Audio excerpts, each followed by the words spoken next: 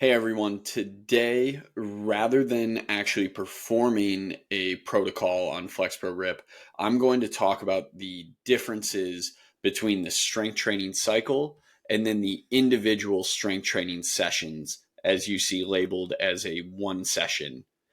Strength training A day, one session, strength training B day, one session, or C day, one session. Regardless of the labels of these protocols, the guts are effectively the same thing. Their purpose is still generally used for the same thing, and that's using strength as the vehicle for increased muscle tendon unit stiffness. Now, in order to do that, we need to train at the proper levels to create the mechanical change for a stiffer, stronger, more resilient, more fatigue resistant muscle tendon unit.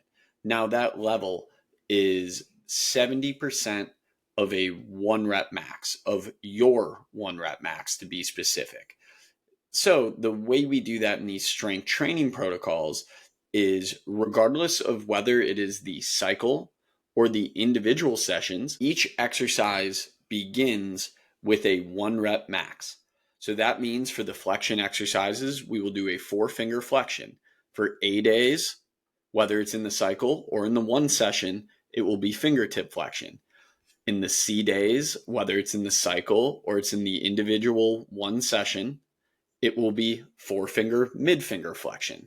On the B day, that's our extension day, so it will be 4-finger extension, so going up with the fingers. After the training reps associated with that one rep max, we will move on to a one rep max of the index finger, followed by the training reps, a one rep max of the middle finger, followed by the training reps, and so on and so forth with the ring finger, the little finger, and either or ulnar and radial deviation. Now, those are basically the similarities. The individual sessions, so the one session protocols for A, B, and C, those immediately start you off at 70% of your one rep max. Ultimately, that's where we want to be.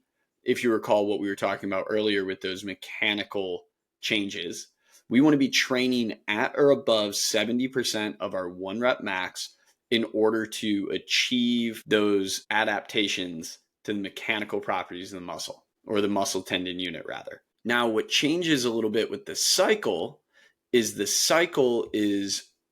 designed as a 30 session progression. So we expect about 3 sessions per week, i.e. a 10-week session.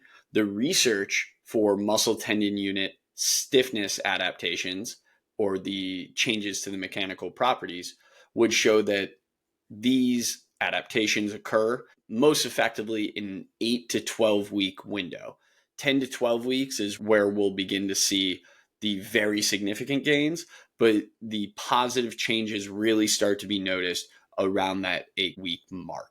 So that isn't just the only reason to use the strength training cycle. The strength training cycle is super effective in an off season, or if we know an athlete is on a pretty set in stone throwing schedule. So maybe this is early in an on-ramp program, or maybe during the summer where you have a little more control of your throwing schedule, versus in season or when you're in a high intent throwing phase. You might not always know when those high intensity throwing days are coming.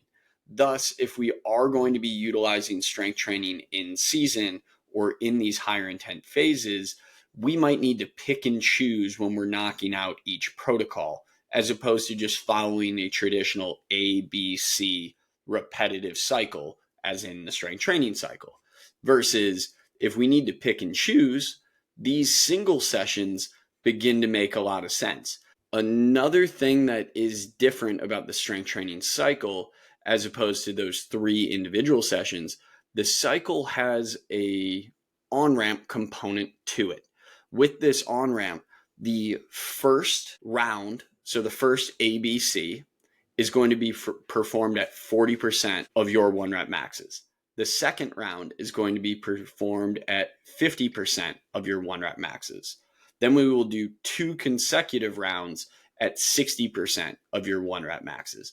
Then from there on out, the rest of the protocol will be at 70% of the 1 rep maxes. Very similar to what's going on with those individual sessions, which again, start and stay at 70%. So if you're trying to decide which one is right for you, think about where you're at in your season, how much control you have over your throwing schedule. And of course, if you have a bunch of specific questions or you don't think you got enough information from this video, definitely shoot us an email, shoot us a text, shoot us a call, and we'd be more than happy to help with your programming.